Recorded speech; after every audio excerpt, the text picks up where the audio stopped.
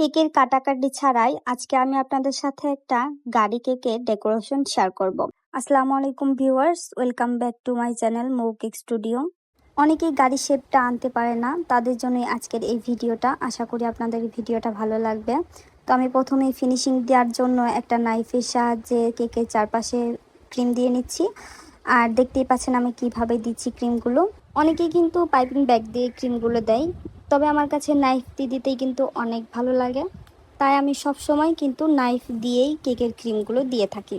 কেকের smooth finishing আনার জন্য আমি একটা সাইডে স্কাপারের সাহায্যে ফিনিশিং আনবো, আর উপরের অংশে ফিনিশিং আনবো একটা নাইফের সাহায্যে। এতে করে কিন্তু একটা স্মুথ ফিনিশিং আসবে। ক্রিমটা যদি স্টিফ হয় তাহলে কিন্তু তাড়াতাড়ি ফিনিশিংটা আসে, আর যদি স্টিফ না হয় তাহলে কিন্তু কখনোই ভালো একটা স্মুথ ফিনিশিং আসবে না।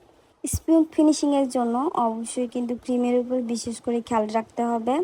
ক্রিম যদি ওভারবিট হয় তাহলে কিন্তু একটা স্মুথ ফিনিশিং পাওয়া যাবে না।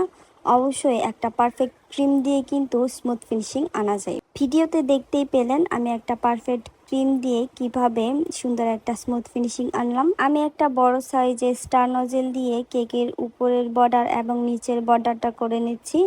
আমার কাছে একটা গাড়ির শেপের কাটার ছিল, সেটা দিয়ে আমি একটা ছাপ দিয়ে নিয়েছি। আর নামটাও কিন্তু আমি স্কিপ করে গেছি, কারণ আমার ক্যামেরার সামনে একদমই নাম লেখাটা ভালো হয় না, আর এমনিতেও আমার তেমন নাম লেখাটা সুন্দর হতে চায় না।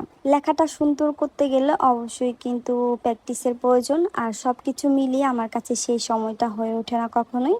আর এই জন্যই কিন্তু আমি প্র্যাকটিসটা করতে পারি না। যখন আমি কেকের উপরে নাম লিখি ঠিক তখনই কিন্তু আমার লেখাটা হয়, না হলে কিন্তু আমি কখনোই এমনিতে প্র্যাকটিস করি না।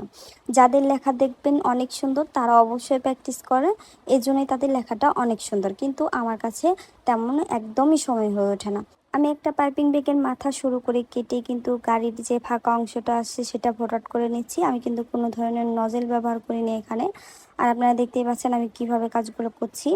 আসলে তেমনভাবে বোঝানো যায় না, যেটা আপনি দেখেই বুঝে নিতে হবে।